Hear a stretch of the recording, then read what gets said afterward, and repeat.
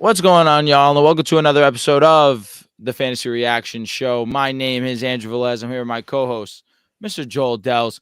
This is Oh, episode number 22. sorry. I'm sorry to ruin the intro, but Oh, just no. get a report that Mark Andrews likely season-ending ankle injury. That sucks. That sucks. This is just setting the tone for what's already going to be a bummer of a Fantasy Reaction episode.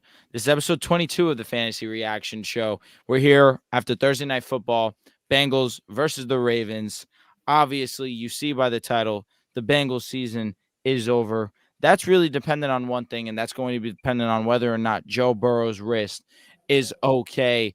There are reports saying that after the game, when he was giving high fives, and he was saying good game to the Baltimore Ravens. Speaking to Patrick Queen, he says that he felt the pop, but he's going to see, of course. This isn't ideal if you are a Cincinnati Bengals fan. Of course, this is an ideal period. This is one of the game's best. Joe Burrow, the difference between the Bengals with him and without is going to be night and day. But again, before we get into the show, Mr. Dehls, how you doing tonight? Nice, man. So listen, fantasy reaction here. You guys know about our leagues. Me and Drew are two of the top dogs in our main league. We're going head to head this week. Really for a chance at a bye. We have 2-week playoffs, so our playoffs start next week. Me and Drew both need to win, and we need one other person to lose for us to get the bye. Or at least I need someone to lose. I think you might be able to sneak in. But we're going head to head this week. It's going to be a dogfight right now. Drew's not feeling the best. He started Tyler Boyd and McPherson. But I just wanted to remind you, Drew, we faced off in, what was it, week 2, week 3 earlier this season. You had Jalen Hurts on Thursday Night Football drop 35 on me, whatever it was, and I was feeling how you were. I ended up coming out on top. So Thursday Night Football can't lose your week, can't win you a week, but it definitely makes you feel a little shitty for a couple of days till Sunday. That's the truth. And listen, you made a bold move. You sat Joe Burrow. I did. Before the game, I was texting you. I was trying to get in your head, see where you were at with Joe Burrow. You were. But hey, you stood strong. Of course, nobody in their right mind envisioned that Joe Burrow would go out the way that he did. But he goes out at least on a high note, throws the touchdown pass. But still, seeing Joe Burrow go down with the injury. But you're 100% right, man. Big implications this week. I've won 7 in a row coming into this week. I've been the hottest team in the league. It's been an insane turnaround. You mentioned it, how your season's not over 3 weeks in. If you're 0-3, there are better days to come. Here I am. 7 weeks later, I'm here to tell the tale that is a true story. Just stay the course, trust yourself. You can make some great plays, and you can still make some great moves. But let's get on to Thursday Night Football. Mr. Dehls, what is your reaction after watching this Thursday Night Football game? We'll stay onto the main conversation, and then we'll move on to, of course, Mark Andrews, because that's terrible news.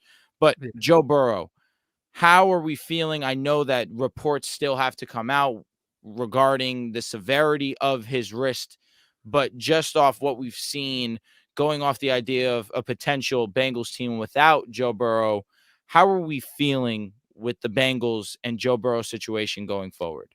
Not good at all. I mean, we don't know what the injury is. We don't know the severity of the injury, like you mentioned, but just based on his reaction on the sideline, basis his reaction, just trying to grip the ball, trying to throw it, he had a face of kind of discouragement and just kind of mouthing himself like, shit, like this seems serious. It seems something more than just he's going to be a little sore throughout the week, be able to just lace him back up next Sunday and go out there. It does feel like this is an injury that might cause Burrow a couple of weeks, and it sucks because, of course, he had the calf injury early on. He comes back after the bye. These last 3 weeks, he's been the Joe Burrow everyone drafted, putting up 25-plus point performances, being one of the best quarterbacks in football.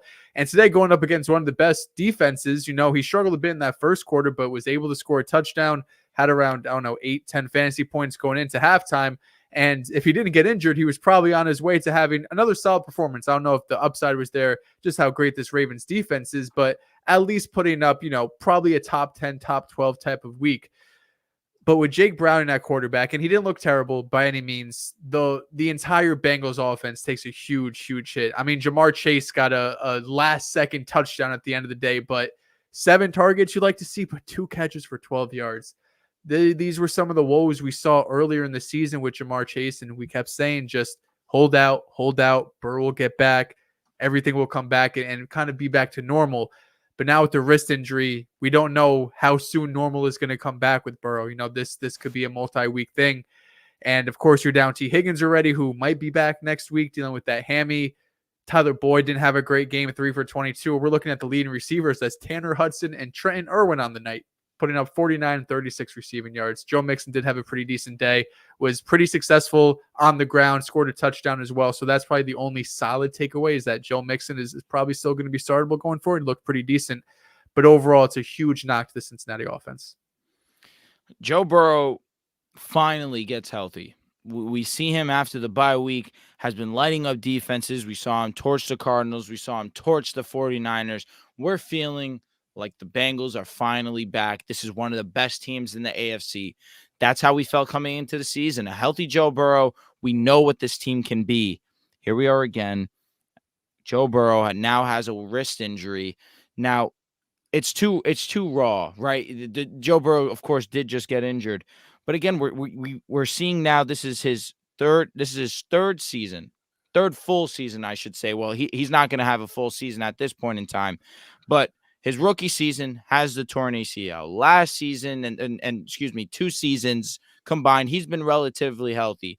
So far into this season, we have the calf injury. Now we have the wrist injury. Joe Burrow, when he's on the field, is one of the best in the game. That's undoubted. But again, it's a matter of staying on the field. This is 4 years into Joe Burrow's career. And now 2 of the years he's dealt with relatively, let me not say serious injury, but it's been injuries that have been able to hinder his play so far this season. And it's unfortunate because the Bengals are an elite team. They're not just a great, they are an elite team when Joe Burrow is 100%. And for this to be the case, it's of course bitter. It's an extremely bitter moment for all Cincinnati fans. You hope the best for Joe Burrow, but just evaluating the situation without Joe, I don't love anything about this offense outside of Joe Mixon going forward. Jamar Chase is going to get force fed. We kind of saw it on that deep ball where Browning said, "Hey, screw it. Jamar Chase is down there. Let me give him a chance to make a play on the ball," but even still, that wasn't able to stay in bounds.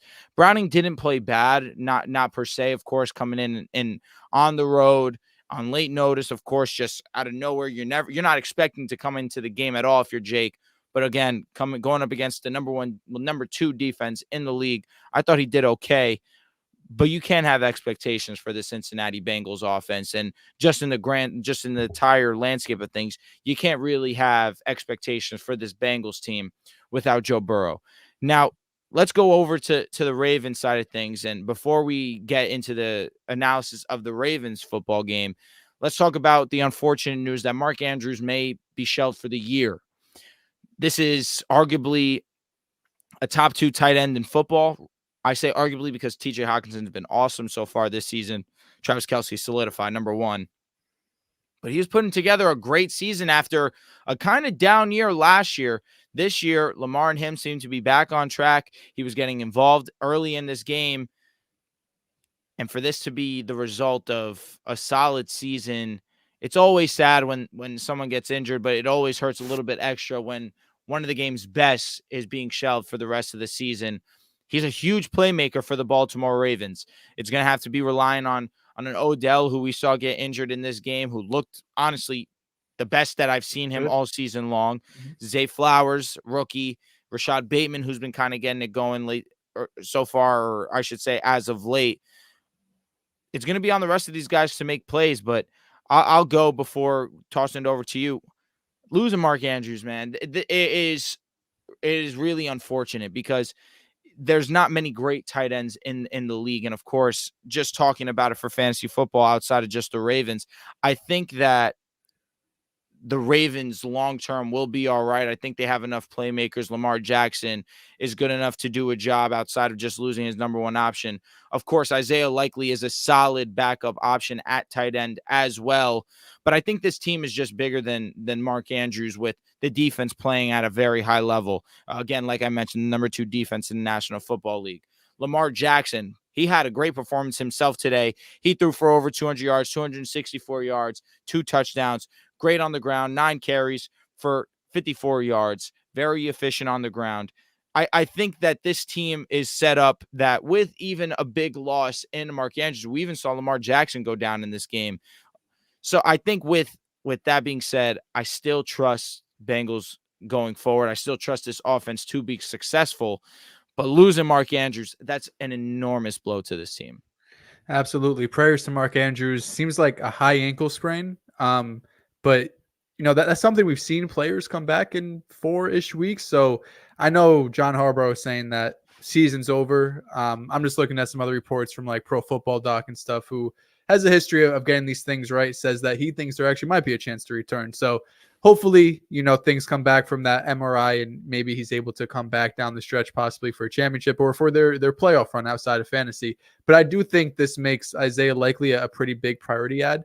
This season he had, what was it, week 1, Mark Andrews missed.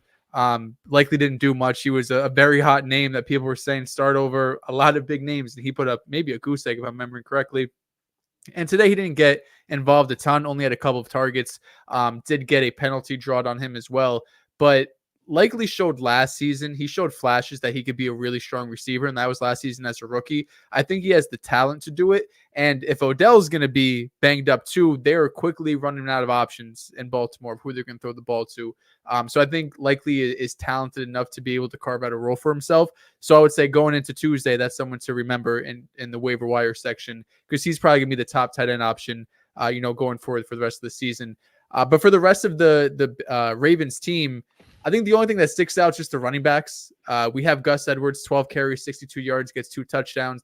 Keaton Mitchell, 8 carries, 33 yards. Mitchell continues to look explosive and shifty. I think the issue is it seems like a long shot, number one, that he takes over this backfield. And number two, if he does take over this backfield, I have a hard time believing that he's going to be giving up goal line work. I think that's Gus Edwards' job for the rest of the season. Gus has shown an ability to get into the end zone when he's in, that 10-yard line, 5-yard line. And Mitchell's a smaller running back, so I don't think that would be his role either. So I know there was some talk. I think it's more than anything just some hype because he's a rookie running back with some speed. And we saw a guy like Achane earlier in the year go crazy that maybe he could be this league winner type running back. That seems like a long shot. He's probably going to be a flex worthy play at best going forward because if he's not going to get the carries, we know running backs in the system don't really get targets, and he's not going to get the goal line work. We're looking at best a running back that's going to get work between the 20s. And at the end of the day, if you're not going to be getting at least 10 touches a game, which is probably the upside for him right now, you're probably not going to be that valuable fantasy football. But outside of that, it was great to see Odell have over 100 receiving yards. Hopefully he's healthy. Zay Flowers was a holding call away from having a huge game himself. He had a solid week last week too, so he might be turning the corner. But of course, the biggest story is Mark Andrews. Hopefully it's not as serious as the reports are, and he's able to make a return later this season. Now we got a super chat from Lofi Leroy. He says Ravens top 3 when healthy, ? Of course. I mean, prior to the week that they lost against the Browns, it seemed as if the consensus was we're talking about the best team in the AFC, and not just the best team in the AFC, but we're talking about the best team in the NFL, period. So when you have this offense playing the way that it is, I think losing Mark Andrews will ultimately affect this offense where you don't have that intermediate go-to guy where that's your safety blanket. That's Lamar's best friend when it comes to just needing to get the ball out relatively quick. And so I still feel even after the Mark Andrews injury, we're talking about a top 3 team in the NFL. They were able to play against the best teams in the league, play high-quality football. To the Bengals' credit, we saw them put up a solid performance. Joe Burrow got injured. They left the field with them winning. He left the field winning, and then the Ravens were just able to go on and rally. And there really wasn't much that the Bengals were going to be able to do once Joe Burrow did get injured. But the Ravens' defense played a solid game regardless. When Joe Burrow was in there, when he, of course, was not in the game and Jake Browning was at the helm. And the offense was able to do essentially whatever it wanted to this Bengals offense, Bengals defense. So definitely, I'm looking at the Ravens as a top 3 team. I like Baltimore a lot, but it does feel like you're probably going to be running out of juice at some point with all of these injuries. I mean, J.K. Dobbins week 1. Now your top target, Mark Andrews, goes down. Odell Beckham can't stay healthy. Right now, this is according to Nate Tice, who works at PFF. The Ravens are tied with the 2000 Saints for most sacks, which is 44 since the year 2000. So we know how great this defense is. They sacked Burrow a couple times before he ultimately left the game. This defense is great. And when you have Lamar Jackson, he could be kind of a one-man show there. But I am getting a bit worried saying that you need pass catchers that can separate on a consistent basis to make deep, deep runs in the playoffs in the NFL right now.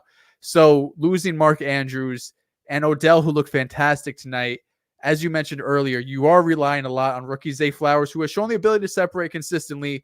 But then it's like Nelson Aguilar and Devin Duvernay and Isaiah Likely, who I like again, but I can't say he's anything close to what Mark Andrews will be or is. So it feels like offensively, it might be slowing down a bit, but defensively, we know how great they are. So they should be looked at still as one of the top dogs in the AFC. I just don't know if their ceiling is as high as some of the other teams. Now, you mentioned the running back situation for the Baltimore Ravens, talking about a Keane Mitchell, talking about a Gus Edwards. I want to talk about Gus Edwards real quick because here we are, another week where he gets into the end zone, not just once, but twice. If I'm not mistaken, he either has the exact amount of touchdowns that Christian McCaffrey has, or he just surpassed Christian McCaffrey. He has been a touchdown machine this year. He's gotten to the end zone. 10 times so far this season. Now, the last 5 weeks. in the last 5 weeks, which is true. He had 1 week too against Cincinnati, ironically. But in the last 5 weeks, we've seen him finish as running back 6, running back 1, running back 7. Last week versus the Browns, did get into the end zone, but did finish as running back 27.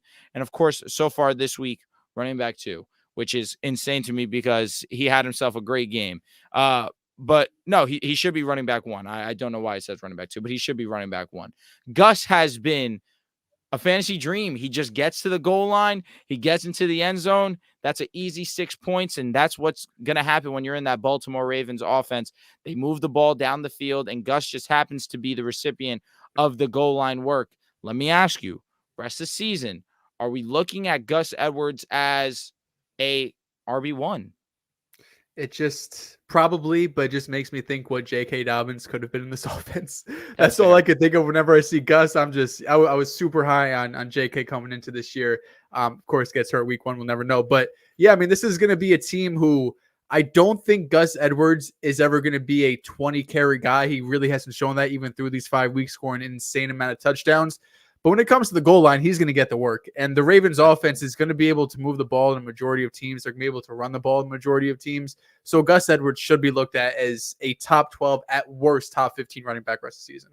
I'm with you. All right, so before we go on to our starts and sits of the week, I want to tell you guys that if you guys are tuned in, you like what you're watching, go ahead and leave a like on this video. It helps us out a ton. If you guys aren't already subscribed to the channel, go ahead and subscribe to the channel. Turn on the notification bell so you know when we go live, like nights like tonight. And, of course, going forward, we drop lives for the Fantasy Reaction Show every Sunday night, every Thursday night. Now, before we go on to our starts and sits, we'll get on to one of the Super Chats from Barber Shack. Donates $4.99. Thank you very much. He says, I have Bijan, Brees, Gibbs, K9. Diggs, Waddle, Addison, Ridley. Damn. 10-man PPR, 2 flex. This is a solid-ass team. Do I trade Diggs for Kincaid and Mike Evans? Currently have no tight end. I'll tell you what, I don't love the wide receiver depth to make this move. I know Mike Evans has been solid so far this season, and Kincaid is an obvious, reliable option. But Stephon Diggs, sees volume like very few. Your team's stacked. It is. But Bijan has been hit or miss. Brees has been hit or miss.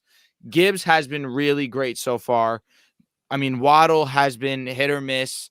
Addison has been relatively great so far this season. And Ridley, he hasn't been hit or miss. He's been missed. Yeah. So I think I would rather keep Diggs in this situation. Would you rather try to, because you have 4 running backs here who are probably starting on every other team in the league. I would be looking to move probably K9, Kenneth Walker, for a tight end, because like you said, behind Diggs, you don't have a ton there. And Mike Evans has been solid this year, but we know Diggs has the potential to be top 3 receiver every single week. I don't think Mike Evans has that upside with Baker Mayfield there, but you have Bijan, Brees, and Gibbs. You are set at running back. You don't have to worry about it. So I'd be looking to move Kenneth Walker to try to get a tight end over Stephon Diggs. Yeah, and if I'm trading Diggs, I need a Kelsey. I need a TJ Hawkinson, with all due respect. All right, so let's get on to the bulk portion of the show. We're going to talk about our starts and our sits of Week 11. Mr. Dehls, talk to me. Who is your quarterback start of the week? So you mentioned it earlier. I sat Joe Burrow tonight, and it was one of the hard decisions I had to make. I was going back and forth. I went in and out 4 different times in my sleeper app trying to decide who I wanted to start. But I'm between 3 quarterbacks in that league: Brock Purdy, Joe Burrow. But there was one quarterback who was staying in my starting lineup the whole time. It's Kyler Murray going up against the Houston Texans. I think this is going to be a shootout. It's the highest over-under of the week at 48.5.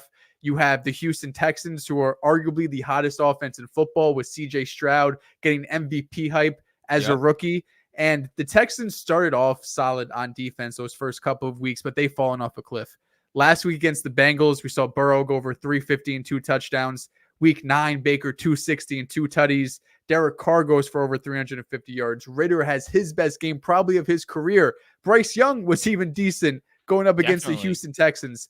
And last week, we saw Kyler Murray not look like Kyler Murray as a passer, but what we saw Kyler Murray look like was, as a rusher, looked as explosive and as quick as he ever has. He's still that Kyler Murray that we've seen pre-ACL injury. And I just think the passing is going to come with time. If he's showing me this early that this is where the athleticism is at, I'm feeling very strong about Kyler Murray being a top 10 quarterback this week. Kyler Murray is one of the most fun players to watch in all of football. It was evident last week against the Falcons. He's running all over the place. He's making big plays with his legs when he needs to. But you mentioned it. He just seemed to touch off with his passing.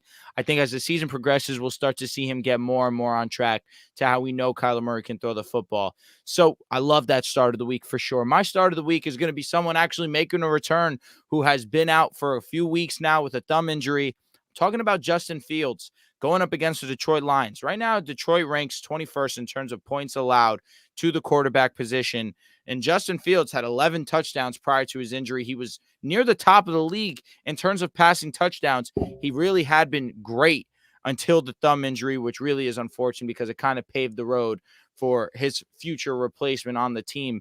But I think that he really did a great job of progressing as not just a quarterback, but just in the grand schemes as a football player, making smarter decisions, trusting himself, becoming a little more confident, and going up against the Lions, who when they've played against some stout quarterback competition, they've been giving up points. We saw it last week with the Chargers, where they gave up over 300 passing yards, gave up 4 touchdowns to Justin Herbert. We saw it versus Baltimore, where Lamar Jackson was able to do essentially whatever he wanted to. And Justin Fields, I think he picks up exactly where he left off, going up against a bad secondary in Detroit, and he has himself one of the best plays of the week. One thing we know about Detroit is if they're playing in Detroit, you could guarantee that that's going to be at least 40 points scored between both sides. For sure. They love scoring when they're in that dome. Moving on to sits. I'm going to go for it. Josh Allen, you don't have to start him this week. I know you want to. QB1 on the year. He's been insane for fantasy. There's been some nasty talk about him as a real life quarterback for fantasy. He's been insane. Now, I'm not saying go out there and pick up Dorian Thompson-Robinson off the waiver wire or Baker Mayfield in a shitty matchup against San Francisco. But if you had a Kyler Murray you've been stashing, if you had a Brock Purdy, who I think has a great matchup this week as well against Tampa Bay. This guy's just glazing his whole team. Jesus. I like both matchups for these quarterbacks. Oh, I bet you do. I do. I'm not interested in starting Josh Allen at all this week. Like, you could probably find another matchup out there. Sam Howell going up against the Giants. I'd rather start Sam Howell. We talked about the Jets on the real show. We know what the Jets do for real life, and we know what they do for fantasy football. Whether it's Jalen Hurts, who had 4 turnovers, Mahomes, who had 13 fantasy points, Josh Allen, who had 9 fantasy points in week 1. Justin Herbert. They shut down opposing offenses. They shut down opposing quarterbacks, no matter how elite they are. I do think Josh Allen will play a bit better than he did in week 1, seeing this Jets defense for the second time. New offensive coordinator change. But don't expect Josh Allen to go out there and win you a week this week. Going up against that Jets defense, it's going to be a tough game for him.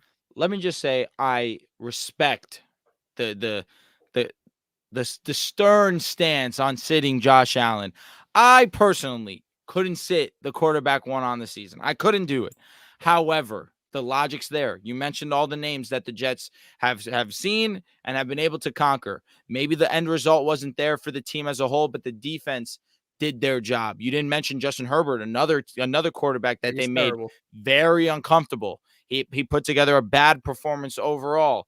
The Jets defense is one of the best in the game, and they make opposing teams' quarterbacks look nowhere near the level of how we're used to watching them play. You mentioned Jalen Hurts, who's been near superhuman this season.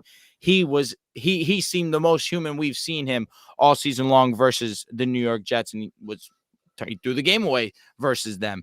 My sit of the week is going to be someone who's been playing some really good football.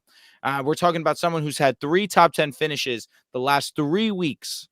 But going up against the 49ers this week, I'm sitting Baker Mayfield. He's been great, but the Niners right now rank 3rd in terms of points given up to the quarterback position. Last week versus Jacksonville, they made Trevor Lawrence look pedestrian, so much so that people are saying that Trevor Lawrence is a bust, has not been this good. When are we going to start talking about how last season he was only good for the last 5 games of the season, hasn't been good this year? All the narratives came flooding back just because he played against this Niners defense that was able to get pressure. Now, I know that the Buccaneers offensive line is better than Tampa Bay, still not that excellent of a unit. I still think that the Niners will have not a problem getting to the quarterback.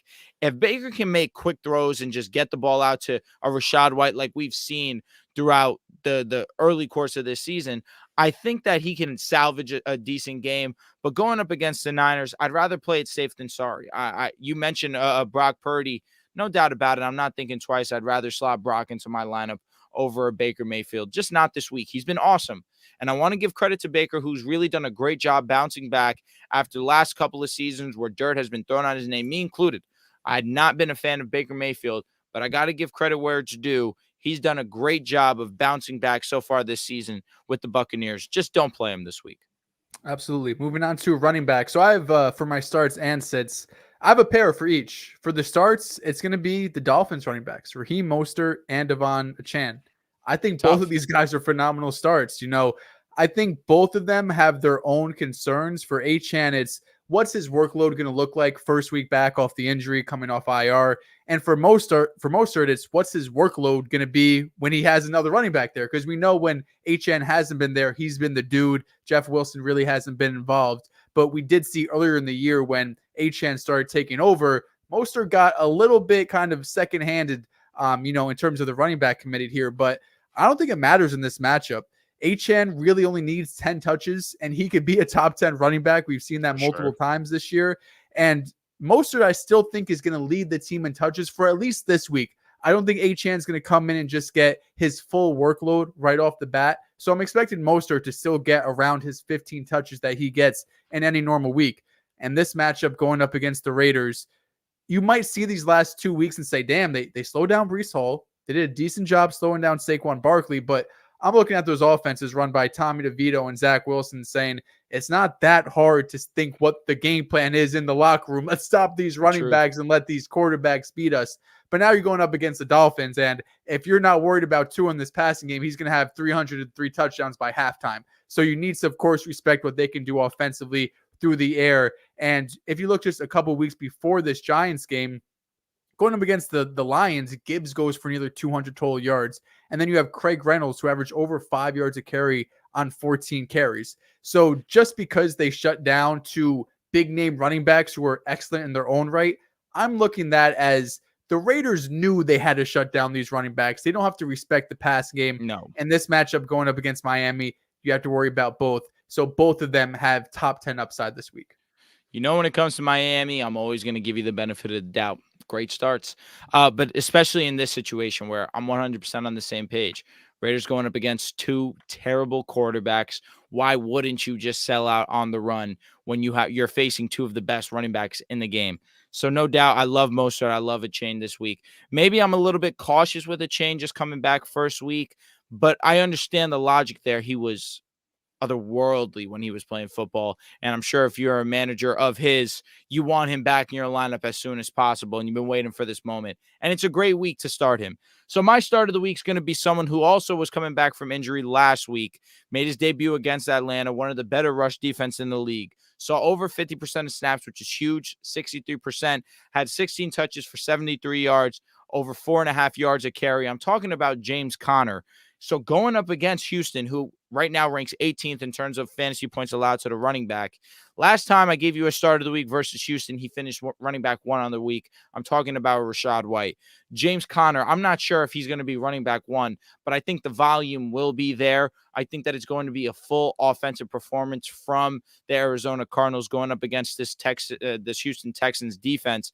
And James Conner, when he's been in the lineup, has been a workhorse for this team. I fully anticipate him to get a majority of the workload and show fantasy results. Absolutely. I like that. Moving on to the running back sits. So we got the Dolphins starting, and I'm sitting the pairing of the Pittsburgh Steelers running backs, Jalen Warren nice. and Najee Harris. Listen, it was a very small report, and I saw no one really talk about it, but Mike Tomlin earlier in the week said Jalen Warren is going to be the starting running back going forward. And I think, number one, he deserves it. But number two, I don't think it's going to make a huge difference in fantasy production. Over the last 2 weeks, when Najee's been the quote-unquote starter, he's seen 37 touches, and Jalen Warren, as the quote-unquote backup, has seen 31 touches. So we're talking about 3 touches per week if this is the same sort of workload split we're expecting. So, of course, going forward, I would rather have Jalen Warren because, number one, he's the starter, and number two, I think he's the better fantasy running back and better real-life back. I think he's more explosive, better as a pass catcher. But overall, 3 extra opportunities for Warren probably isn't going to be a huge difference when you look at end-of-season rankings. And in this matchup, they're going up against the Cleveland Browns. They've allowed the 10th fewest points to opposing running backs. And I feel like we all know how this game's going to go. We have DTR on one side. We have Kenny Pickett on another side. 2 AFC North powerhouses, really defensively more than offensively. This feels like a game that's going to be played a lot of field positioning, a lot of what team is going to be able to get to midfield first and keep pinning the other team within their 10 and could get some field goals and touchdowns. But overall, I'm expecting low scoring, good defenses on both sides. So I'm not excited to start either Warren or Najee Harris this week. Listen, Najee Harris was my sit of the week, actually. Oh, was it? I'm sorry. Yeah, he was. Nah, it's all good, man. I mean, we can just backpack off that statement. It's true. Jalen Warren has been the better back, but again, going up against this Cleveland Brown defense, not ideal. We did see Keaton Mitchell have himself a decent ball game. Of course, Gus Edwards is going to be Gus Edwards getting into the end zone, but he was relatively limited also. But Najee Harris, you mentioned it. There was a report that they're going to give Jalen Warren a majority of the workload, or at least should be the starting back. We've been saying it essentially all season long. Jalen Warren passes the eye test.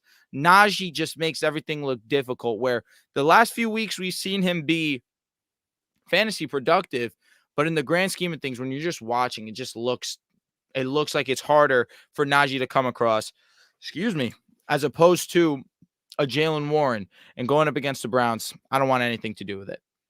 Yeah. So we're done with the running backs. Move over to the wide receivers here.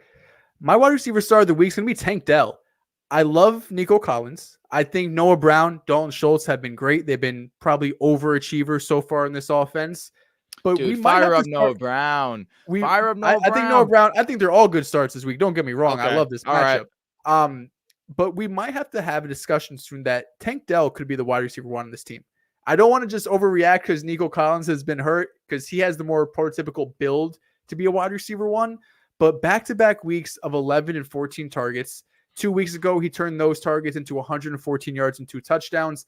Last week, 56 yards and a touchdown, but he did get banged up pretty early in that game. I want to say first half, he took a pretty bad hit, and he still managed to play through it, but the production wasn't there, and that was a high-scoring game. So I'm kind of chalking that up, and we're still talking about 60 yards and a touchdown, which you'll take. Tank Dell is probably your flex because you got him off the waiver wire.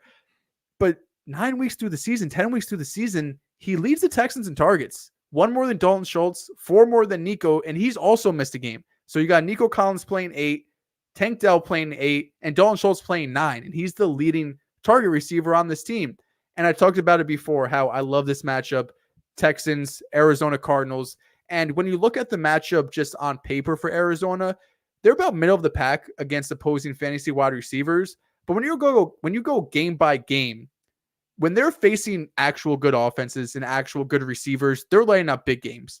Brandon Ayuk, 150 yards. Jamar Chase goes for another 200. Week 6, Cooper Kupp goes for 150. Week 9, Amari Cooper when that offense couldn't do anything for majority of the year, goes off for 140. Yep. There's some games in between here where they play the Seattle Seahawks without DK Metcalf, and they end up eliminated. I think JSN's leading receiver with around 60, 70 yards. You Yep. have the Ravens, who don't really have a real wide receiver that you're worried about. Mark Andrews is the true wide receiver one in that team. And then the Falcons last week, who I love Drake London, but Taylor Heineke was the quarterback, and then it was Desmond Ridder. There's no real threat when you have those quarterbacks out there leading your offense. So Tank Dell, CJ Stroud, I'm expecting some of these games where they're letting up 100 plus, 150, 200 yards. I love both sides, whether you have Tank Dell, Hollywood Brown, Nico Collins, start up Big everybody. offensive game. Big offensive Big game for sure. My start of the week is going to be a pairing to one of my other starts of the week, and that's going to be Mr. DJ Moore. DJ Moore was such a great start that you came to me before the show and you were mad at me that I snatched him up because he should be a great play against Detroit. DJ Moore, prior to Justin Fields injuring his thumb, was a top 3 fantasy wide receiver. He was on a double-digit tear for 4 weeks in a row where he topped it off. In our league, because we have bonuses, he was well over 50 fantasy points. He ended up being wide receiver 2 on the week because Jamar Chase also, in his own way, was unbelievable, had over 200, had 3 touchdowns. He was fantastic. But DJ Moore has been waiting for Justin Fields' return, has been underwhelming with Badgett at quarterback, has not eclipsed over 60 yards since Justin Fields has been gone. So that also attests to Justin Fields and how good he is as a passer and how much he's progressed as a passer. But again, it's also a strong difference in Justin Fields to Badgett. I know that Tyson Badgett had some supporters. I don't know why, but again, you see the difference in play of this offense as a whole, but more importantly, when it comes to DJ Moore. And right now, the Lions rank 21st in terms of points allowed to the wide receiver. I'm firing up DJ Moore with the most confidence that I've had since week 5 of the season. Absolutely. DJ Moore, the ceiling with Justin Fields is just so insane. Come on. And Tyson Badgett, people could talk about him running the offense better than Justin Fields, but let's be serious. With Fields out there, that offense is explosive. Moving on to my sit of the week with the wide receiver position, it's going to be Amari Cooper. And this is sit of the week, and this is probably going to be sit of the year going forward. Preseason, DTR is phenomenal. So good to the fact that they go out and trade away Josh Dobbs for whatever it was, 6th-round pick to the Arizona Cardinals. That looks like a bad move now, but DTR, that's how great he was in the preseason. But then you saw him play in the regular season, and to his credit, to his defense, he kind of got thrown in kind of last minute, wasn't exactly expected to play, wasn't getting all of the snaps in practice, which he will be getting this week, but he was just so bad, man. And it's hard for me to kind of remove that memory from my mind where he threw for 120 yards and 3 interceptions. Right now with Amari Cooper, the ceiling is basically non-existent, and the floor is any given week he could put up 0 for you. So I am scavenging the waiver wire for just about anything else other than Amari Cooper. It's not going to feel great. But like if you have Rashee Rice, for example, with a great matchup against the Eagles, I would rather start Rashee Rice going up against Philadelphia than Amari Cooper right now. Give me that matchup with a great quarterback and a huge over-under where we're expecting points on both sides. So Amari Cooper coming off, a couple of really strong games. It's unfortunate, but with Deshaun being out, he's just not someone I'm looking to start going forward. I'm with you there. My wide receiver sit of the week is going to be Deontay Johnson, who coming back from that hamstring injury, 3 straight weeks of double-digit fantasy points. Last week versus Green Bay, only has 1 catch, was one of the duds of the week. And now this week going up against the Cleveland Browns, who rank 5th in terms of points allowed to fantasy wide receivers. I mean, we know how great this Cleveland Browns defense is. We already spoke about it when it came to the running backs. This offense as a whole is just one that I don't feel great about. I was vocal about how awesome Deontay Johnson had been, but I actually am starting to be on the sell high ride with Deontay Johnson, where recently I actually just made a trade in my league because I needed some running back depth. I have a lot of wide receivers. This is a league where I have Puka Nacua, I have CeeDee Lamb, I have Christian Kirk, Drake London, who's been really good for me. So I felt as if Deontay was the odd man out. I traded him for someone who is going to be back next week, a Kyron Williams. With how desperate teams are for running backs, I figured, hey, I need a running back. This is a good time for me to sell high on a guy who's been really good since coming back from injury. But Deontay, I don't know, man. It's just something about the Steelers offense, which I'm sure I'm not alone in feeling this way, that I just am trying to stay away from them, especially a week versus the Cleveland Browns. Absolutely. So moving on to tight ends, you have the tight end star of the week, which I'm backpacking, but I have two kind of under the radar ones that maybe you either have someone injured, someone on bye.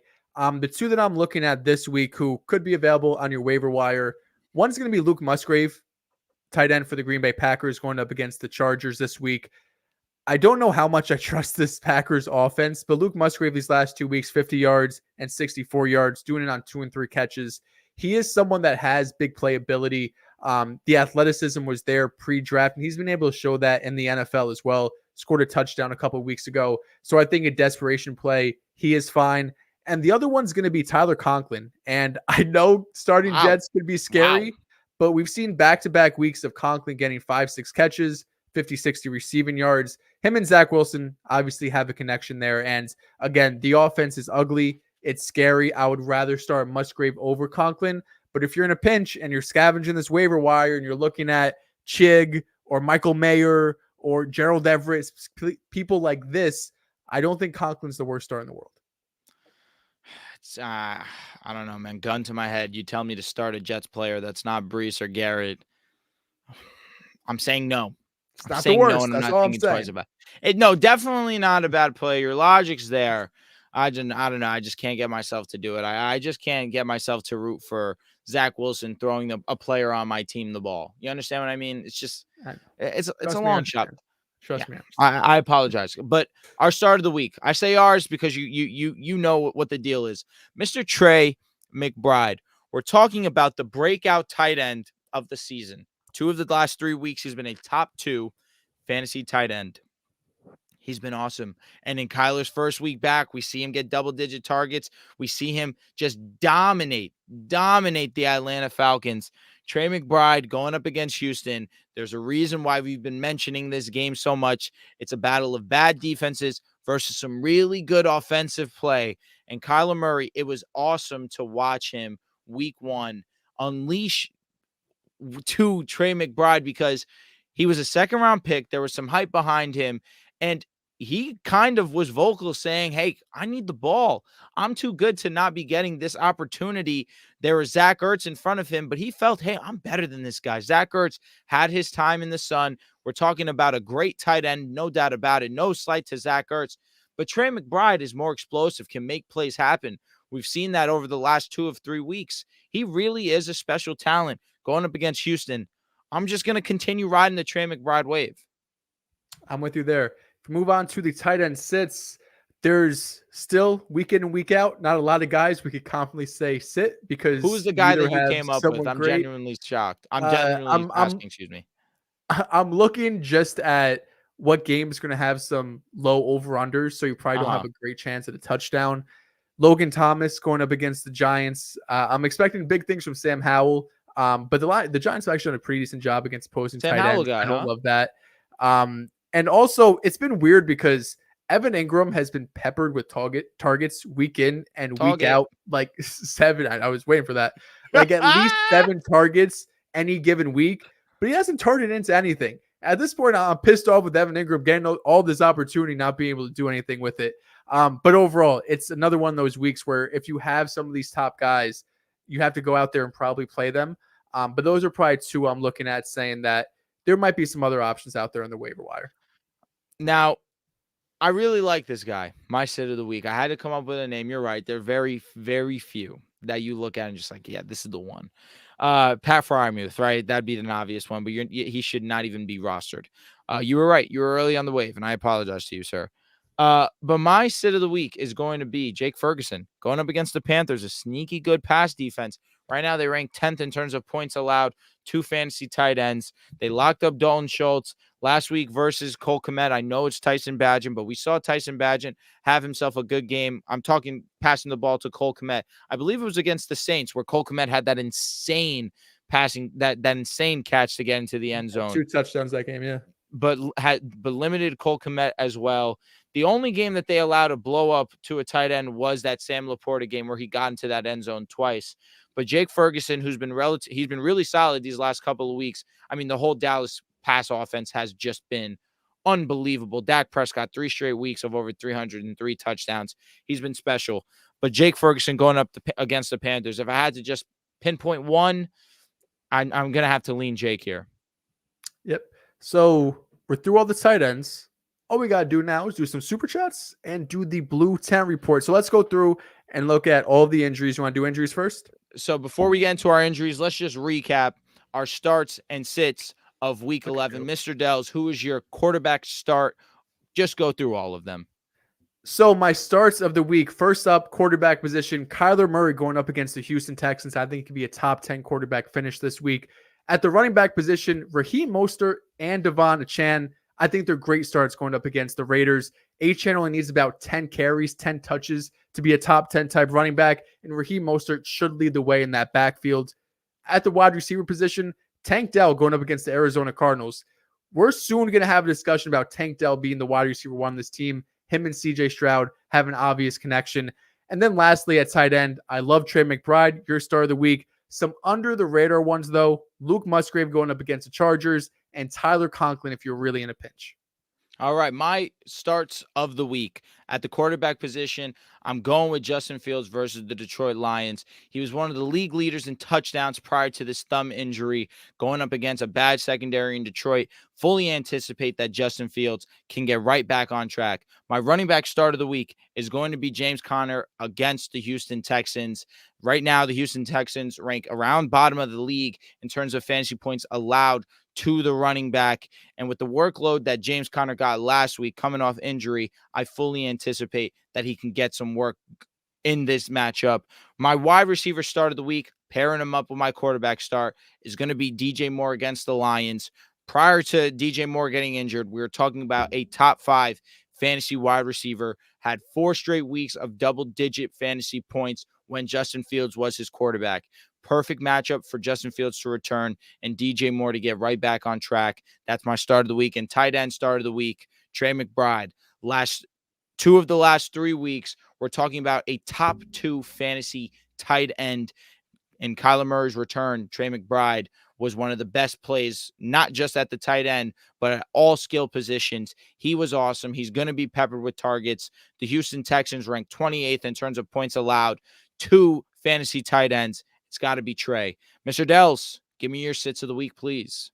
At the quarterback position, I'm getting bold. Sit Josh Allen this week going up against New York Jets. They gave Justin Herbert hell. They gave Jalen Hurts hell. Patrick Mahomes hell. I already gave Josh Allen hell in week 1. I don't like Allen this week. Go out there and start a middling quarterback one, like maybe a Brock Purdy this week instead of Josh Allen. Moving on to the running back position.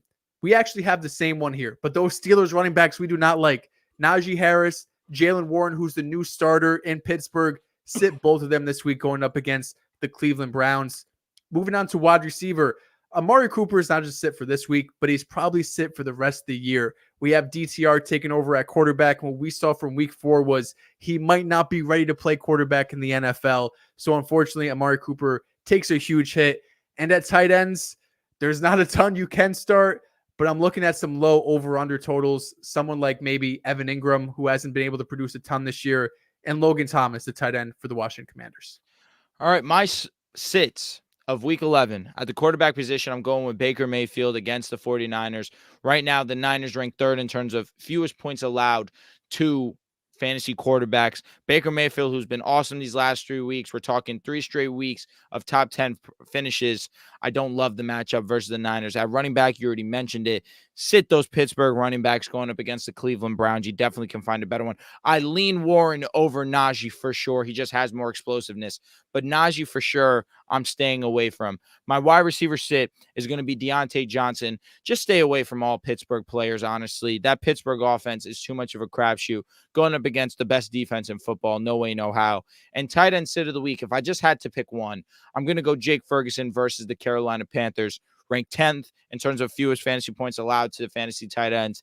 Locked up, locked up a Dalton Schultz, did a good job with limiting a Cole Kmet these last couple of weeks. Those are our starts and sits of week 11. Now, Mr. Dehls, let's get on to the Blue Tent Report. Absolutely. So let's go first to the players who practice in full on Thursday. Basically, all these guys were expecting to play with very limited to no limitations. Justin Fields, your star of the week, is going to be back with a thumb injury, as well as Matthew Stafford. Deontay Johnson also dealing with a thumb injury. He should be fine. Mike Evans, Puka, Khalil Herbert, Pat Freiermuth, who might be making his return from IR as well. Josh Dobbs with an ankle, Dalton Schultz, Bryce Young, Robert Woods. All of these guys were expecting to play. Now, the players who were limited on Thursday, these are guys we're a bit worried about, bit 50-50 on the fence. Deontay Foreman dealing with an ankle injury. If Khalil Herbert does come back, he probably gets a pretty big knockdown. But if Khalil Herbert is out again, you could probably start up Deontay Foreman.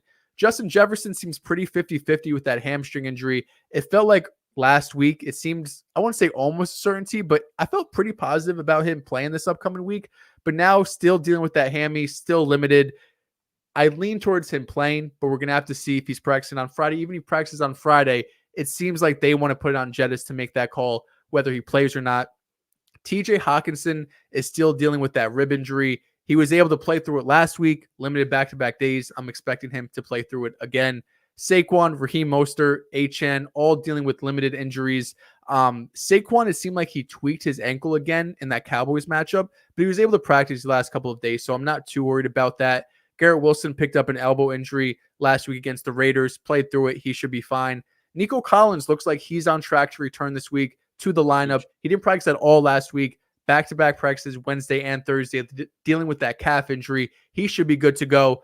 A couple other notable names. Aaron Jones just lives on the injury report with that hammy, but he's going to be fine.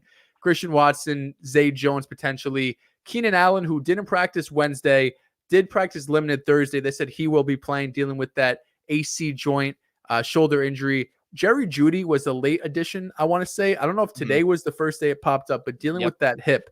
We don't love to see those midweek injury reports, but if he's able to practice Friday in any capacity, I think you should feel pretty comfortable about him playing. And the last one's going to be Alexander Mattison dealing with the concussion.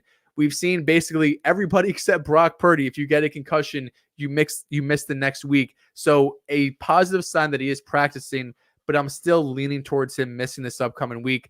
And then a handful of players who did not practice. Dameon Pierce will probably be out again. Dallas Goedert doesn't sound like he'll be put on IR, oddly enough, because he had a pretty nasty injury to his forearm, but it seems like he might be able to avoid IR, so that's good. Noah Brown dealing with a knee injury, Lockett with a hamstring injury, and Antonio Gibson, who was decent last week, dealing with a toe injury, did not practice on Thursday. So those are the big ones. I think the one everyone's going to be looking at is Justin Jefferson, 50-50. Yeah. If he's playing, I don't care about snap counts. I don't care about PS2 on the other side. Put Justin Jefferson in your lineup. You should care about PS2 because it's going to be a lock-up show. We just know what he's been able to do against the league best. So good that he even had Stephon Diggs' brother tweeting about how we got to get him out of Buffalo because his quarterback's not that good. Or Deke talking about, no, we're talking about Strap Central, Pat Surtain. But we're going to read some super chats and then we're going to get out of here. This is your guys' time. If you guys have any questions for us, start sits. Now's your time to get those questions off. So the first one we're going to read comes from Aiden Ramirez. This one's not fantasy football related, but we'll just get it out of the way. We appreciate the donation, of course. He said, what's up, fellas? Since I know you're baseball guys, who are your MVP predictions for 2024 and World Series prediction? Way too early for that. I'm going to hope and pray that the Yankees are going to be there end the season. But let's just go for conversational purposes. I think Atlanta has to bounce back. And in the American League, most likely Houston will be in the contention. Let's hope that that's not the case. But if DeGrom's back, Texas has a very good chance of running it back. MVP prediction, with Ohtani not being full-time pitcher and hitter, there's actually opportunity for somebody else to win the award.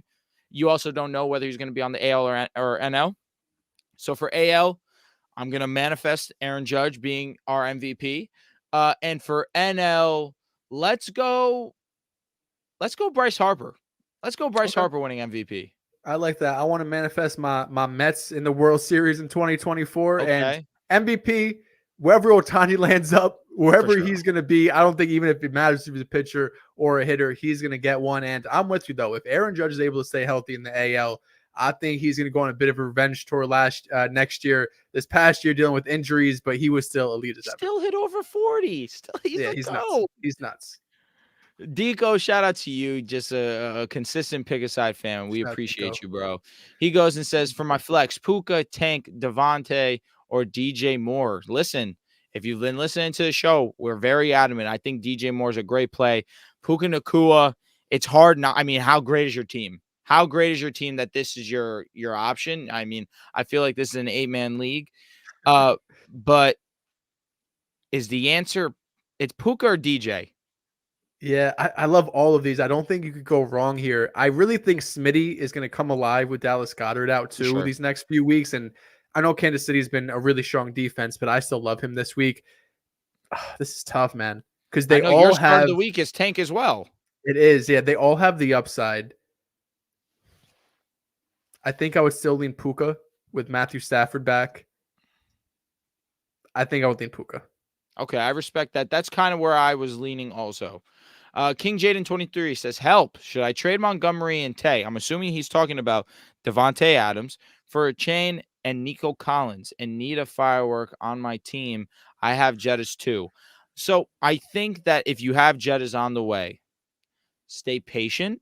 A chain is awesome and Nico Collins is great, but you Montgomery's been great when he's on the field.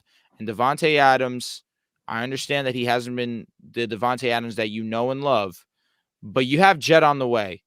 So I think that you need to be patient in this situation because I know a chain's upside is a top 5 running back, but Mostert's not just going to go away. And it's going to maybe they ramp him up immediately week 1. He gets the full workload. But I feel like it's going to be maybe two weeks where we see him really incorporated into this offense like he was prior to injury. I think I'd stand packed. What do you think? This is tough because, listen, I know you say you want some fireworks, and HN is literally a firework if you look up the definition. Absolutely. But David Montgomery's so good, bro. Like, we saw him last week get, 11 carries, had over 100 yards and touchdown. Like that. David Montgomery is so great in his own right that I know you don't think of him as a firework, but look what he's putting up week in and week out when he's healthy. He's been one of the best running backs in fantasy football. In terms of points per game, he's probably been a top 5 running back this season. So then you're talking about Tay for Nico Collins. It's the sad world we live in. But I do think Tay's been getting more involved, double-digit targets last week going up against the Jets. I think he's still going to be more involved. Nico, it's a coin flip, but I think I would stay with Montgomery and Tay. DB too easy. Who would you start in PPR? Christian Watson? Absolutely not. Jahan Dotson or Michael Wilson? I had to at least respect Jahan. You know, it's my guy. But I'm going to go Michael Wilson. I see a lot of comments talking about Michael Wilson this week. Too. Going up against the Texans, I think the answer is Michael. Yeah, I mean, Dotson going up against the Giants, who's going to draw that Banks matchup? Probably going to be Terry, I would assume. But we've seen the floor of Dotson, man. We've seen it be the goose egg. That's what really scares you away. And Michael Wilson didn't do anything special last week. Got to the end zone, but 3 receptions, I want to say off the top of my head.